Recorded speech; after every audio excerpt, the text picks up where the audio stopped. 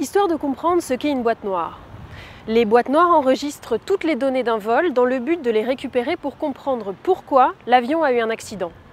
Il y en a 2 dans chaque avion et elles sont placées à l'arrière de l'appareil qui est supposé être la partie la mieux protégée. L'une d'elles est le CVR, pour Cockpit Voice Recorder, qui enregistre toutes les conversations des pilotes, ainsi que les alarmes sonores et tous les bruits à l'intérieur de la cabine de pilotage avec un stockage de 2 heures en continu. L'autre est le FDR, le Flight Data Recorder, qui enregistre pendant 25 heures en boucle les données du vol comme la vitesse, l'altitude ou la trajectoire, c'est-à-dire tout ce qu'il faut pour analyser le fonctionnement des équipements pendant le vol.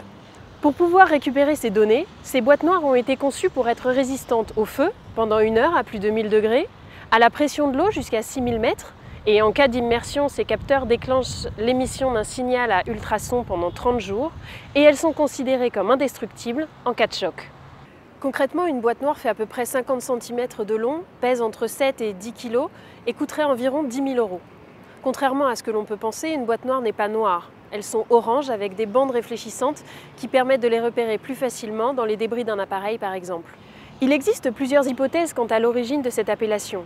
L'une d'elles est que dans les premiers enregistreurs, le support de données se faisait sur du papier photosensible, protégé dans une boîte hermétique à la lumière, comme les chambres noires, d'où l'expression « boîte noire ». Une autre hypothèse fait référence aux données cryptées qu'elle renferme et que seul un spécialiste peut déchiffrer. Il existe une dizaine de laboratoires dans le monde susceptibles de les lire, et en France, c'est le BEA, le Bureau d'enquête et d'analyse, qui est en charge de ce décryptage.